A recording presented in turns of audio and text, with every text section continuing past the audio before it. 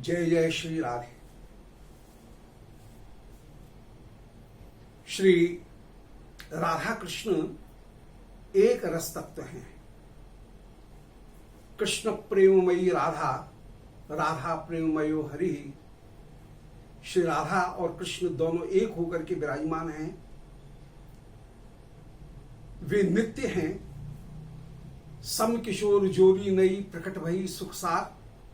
सम किशोर हैं, सना हैं, अनादि हैं, सहज हैं। फिर भी जगत का प्रिय करने के लिए, रसिक जनों का प्रिय करने के लिए वे अपनी जन्म लीला को धारण करते हैं। श्री प्रिया और लाल एक स्वरूप होकर के श्रीमद् गोलोक में अभिन्न होकर के विराजमान, परंतु श्री श्याम सुंदर कभी भी अकेले नहीं हैं। वे सर्वदा सर्वदा गौर तेज से युक्त होकर के ही विराजमान। अतः श्रुति कहती हैं कि गौर तेजो बिना यस्तु श्याम तेजस समर्चय जपेत बा ध्यायते वापि सभवेत पातकी शिव। वे स्वयं लीला बिहारी हैं और लीला अकेले नहीं हो सकती है। इसलिए श्रीमद् गोलोक में कभी श्री श्याम सुंदर श्री वृंदावन यमुना तट पर रास मंडल में आप विराजमान हैं। ब्रह्मवैवर्त पुराण में निरूपण किया गया है। और आपके हृदय में जब रास करने की अभिलाषा उत्पन्न हुई तो उनके हृदय में जो श्री प्रिया विराजमान थी वो ही श्री कृष्ण के श्री अंग से प्रकट होने वाले, चारों दिशाओं में विकीर्ण होने वाले तेज के बीच एकाएक श्री राधा रानी प्रकट हो गई। बोलो श्री राधिका महारानी की जय। और दौड़ करके श्री कृष्ण के पास आकर के वे खड़ी हो गई, क्योंकि रास में प्रकट हुई और दौड़ करके आई, इसलिए उनका नाम राधा हुआ। श्री ब्रह्मवैवर्त पुराण में निरूपण किया गया है कि रासे संभूय गोलोके सा दधाव हरे पुरः तेन राधा समाक्षाता पुरा विद्धि द्विजोत्तम। इस प्रकार कभी श्री श्याम सुंदर के साथ में अभिन्न होकर के वे विराजमान और कभी वे प्रकट होकर के भी विराजमान।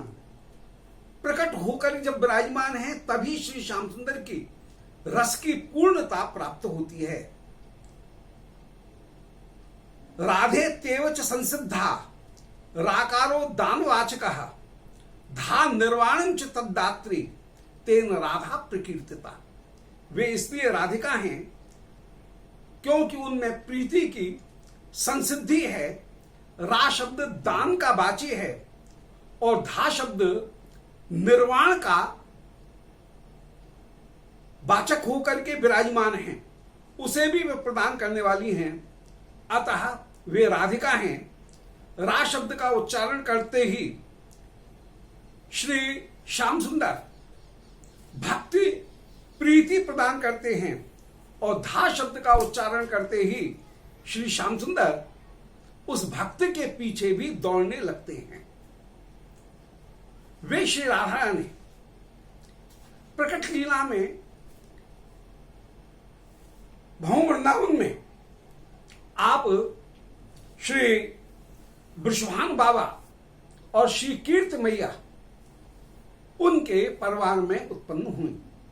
श्री राधाष्टमी के दिन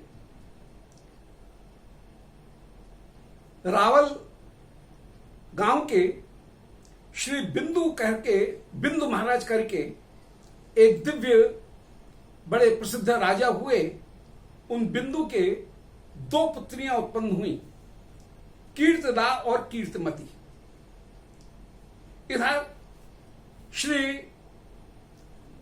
ब्रह्म क्षेत्र वृषभानपुर, उस वृषभानपुर के श्री मही भानु नाम करके राजा थे जिनकी सुषमा नाम करके प्रिया हैं। उन बृषभान और सुषमा में 2 पुत्र उत्पन्न हुए। श्री महिभानु में 2 पुत्र उत्पन्न हुए, श्री वृषभान और सत्यभानु। इनको लव कुश और कुश भी कहा जाता है। श्री वृषभान राजकुमार का विवाह श्री कीर्तिदाजी के साथ में हुआ और श्री सत्यभानु उनका विवाह उनकी ही बहन श्री कीर्तिमती इनके साथ में हुआ, अर्थात दोनों भाइयों दोनों बहनों को विवाहित। श्री वृषभान बाबा के यहां पर जब कोई संतान उत्पन्न नहीं हुई तो उन्होंने बहुत दिन तक श्री त्रिपुर सुंदरी का व्रत किया। लोकोक्त लीला में देवताओं की समाराधना तत्वतः कृष्ण प्रीति के लिए ही है। वह किसी भी प्रकार से अन्याश्रय नहीं है। जैसे श्री ब्रज गोपिकागण कात्यायनी व्रत करती हैं, श्री रुक्मिणी जी दुर्गा पूजन करती हैं, श्री नंद बाबा आप अंबिका पूजन करने के लिए पधारते हैं, श्री नंद बाबा आप पहले इंद्र पूजन करते रहे। तो ये जो लौकिक देवताओं का पूजन था, यह पूजन तत्वतः श्री कृष्ण के सुख के लिए, उनकी कल्याण कामना के लिए ही किया गया, इसलिए इसमें कोई दोष नहीं है। श्री वृषभान बाबा ने भी संपूर्ण ब्रजवासी उनके प्रिय करने के लिए और अपने महिमा को प्राप्त करने के लिए श्री देवी की आराधना की और बहुत वर्षों तक यज्ञ करने के बाद में, उन्होंने समाराधना करने के बाद में हरिशयनी एकादशी के दिन श्री देवी जी ने उनको दर्शन दिए और ये कहा कि तुम्हें जो चाहिए वो वरदान मांगो। इन्होंने यश को बढ़ाने वाली संतान को मांगा और उस समय श्री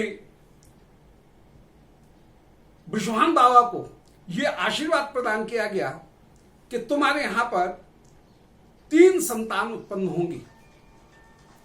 श्री वृषभान बाबा के यहां पर श्री नाम करके पुत्र उत्पन्न हुए। श्री राधा नाम करके राधाष्टमी के दिन, भाद्र शुक्ल अष्टमी के दिन श्री राधिका का जन्म हुआ एवं मंजू नाम करके एक अन्य कन्या उनका भी जन्म हुआ है, मंजू श्यामा का। श्री वृषभान बाबा आप जिस समय पधारे, श्री यमुना जी में स्नान करने के लिए पधार रहे हैं, उस समय स्नान करते समय श्री वृषभान बाबा उन्होंने कमल के ऊपर श्री यमुना जी के किनारे परम सुंदरी एक कन्या को विराजमान देखा और उस कन्या को देख करके उस कन्या को उठा करके वे ले आए। गोदी में आते ही उनको यह स्फूर्ति हुई, वे भूल गए कि मैंने इस कन्या को कहीं दूसरी जगह से पाया है। उनको ऐसा ही लगा जैसे ये कन्या मेरी अपनी औरस पुत्री ही है। और उस समय महामहोत्सव उदय हुआ। श्री रसिक जनों ने श्री वृषभान नंदिनी को श्री श्याम सुंदर से कल्प भेद में कहीं बड़ा, कहीं छोटा और कहीं बराबर का माना है। जहां नित्य विहार है वहां पर छोटा बड़ा होने का प्रश्न ही नहीं, सम किशोर जोड़ी नहीं, वे सम किशोर हैं। किसी कल्प में श्री किशोरी जी को 1 वर्ष पहले भेज दिया गया, वे बड़ी होकर के विराजमान हैं, और कहीं श्री कृष्ण से 1 वर्ष 15 दिन छोटी होकर के वे विराजमान हैं।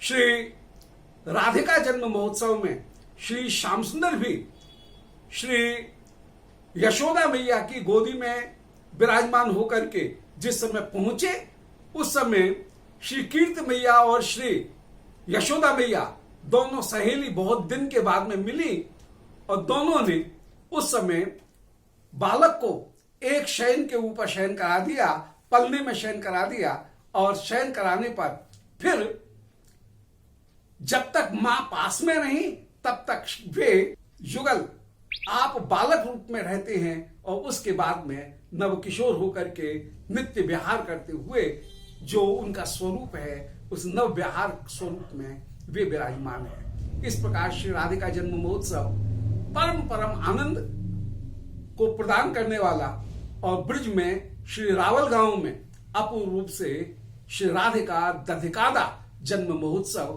प्रकट हुआ। उन श्री राधा रानी के जन्मोत्सव पर उनके श्री चरणानंद की हम कोट कोट वंदना कर रहे हैं। जय जय श्री राधे।